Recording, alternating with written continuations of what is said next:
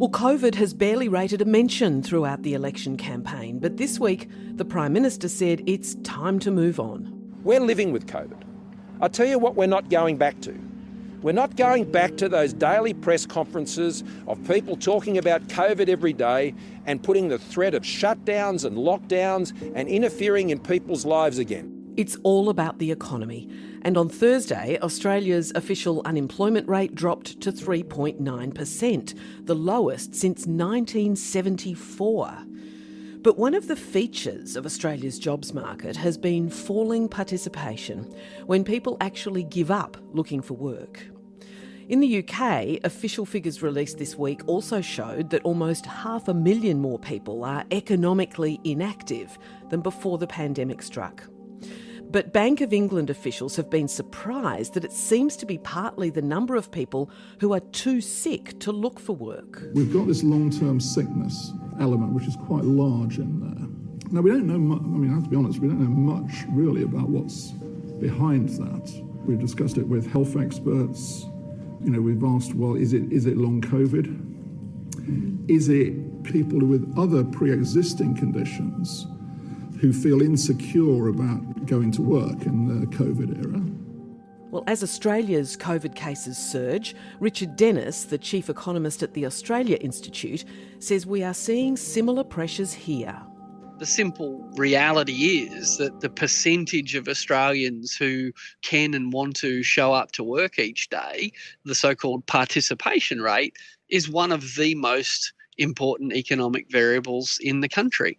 And if a large number of people are sick, if a large number of people are caring for people who are sick, and with long COVID, if a large number of people remain sick for long periods of time, then that has an impact on the most significant economic variable we've got. So if a lot of people are sick, Australia's GDP will be smaller. It is as simple as that. So unemployment this week has come in at 3.9%, though only 4,000 new jobs were created in April. But that's still good news, isn't it? Well, it's good news for those 4,000 people, but the same data told us that 7,000 people, so more people than found new jobs, 7,000 people stopped looking for jobs in the most recent figures. That is, they left the labour market. So, we're kind of familiar with the idea of employed people and unemployed people. Well, there's also this big category in the data called not in the labour force, NILF. And 7,000 people kind of decided to opt out of the labour force. Now, ironically, people kind of not looking for jobs anymore reduces the unemployment rate, because if you're not looking for a job, we don't consider you're unemployed. But yeah, that kind of good news of the headline rate of unemployment falling conceals a lot of things, including that the participation rate has fallen. Now, I'm not saying that participation rate has fallen entirely due to COVID. We're not even collecting important data like that in Australia. But when less people are looking for work, they don't count in our official unemployment statistics, but they also don't go to work and make anything. So this means we need to understand more about how COVID is impacting not just individuals but families, and the kind of longer trajectory of their jobs and how they work, right? I mean, what does that actually look like? It must be pretty complicated. Look, it is complicated because there's different kind of categories of effects. So let's sort of step through them. There's an individual who gets COVID and can't go to work for a week or two. And if they're lucky enough to have a full-time job with sick pay, which is only around half of Australians, they won't even see their income fall while they're sick. But there are plenty of workplaces, plenty of schools in Canberra where I live, where kids aren't allowed to go to school because so many teachers are sick. So there's people who are just getting sick and they can't go to work. That has a direct impact on their labour force participation. There's the people who live with them and who either might get infected or need to stay home to care for them. They can't work. If it's people like teachers, if teachers can't go to work, then students can't go to school. And if students can't go to school, well, a lot of their parents aren't going to be able to go to work either. And then, of course, and that's just the COVID, and that's significant. And then, of course, we get to long COVID, and A, that means people have to stay out of work for longer. B, it means that there's going to be more people caring for them and staying out of work. But C, we're going to have to rethink things like sick pay and government provided sickness benefits, because as a society, we're just not used to middle-aged people with mortgages getting sick and staying sick for months or possibly years. It happens. Of course people get sick, but we need to prepare for a large number of people experiencing something that used to be very rare. Right. So what about industries? How are they being affected? How widely, how deeply? Oh, look, all sorts of industries are being hit really hard by this. But, you could watch the news most nights and not get a sense of it. I mean, imagine you've got a small factory, you've got 10 staff and 3 or 4 of them are off with COVID. Is your factory even viable if 30 or 40% of your workforce are temporarily sick? Even the people who are well can't do their job without their key staff there. So you sometimes see this, you walk up to a cafe, it says, sorry, we're closed, our staff are sick.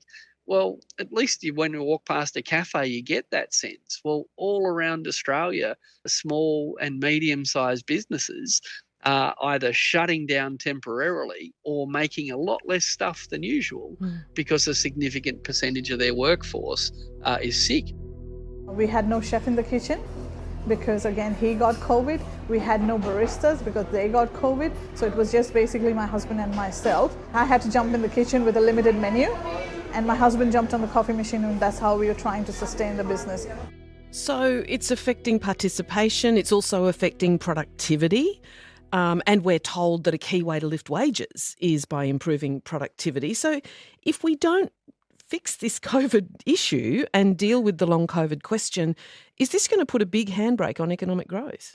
Absolutely. I can't be clearer. There are 2 variables that really determine what happens to the rate of economic growth in a country like Australia, and they are workforce participation and the productivity of that workforce. So nearly everything that takes place in Australian economic policy is designed to boost either the participation of the workforce or the productivity of the workforce.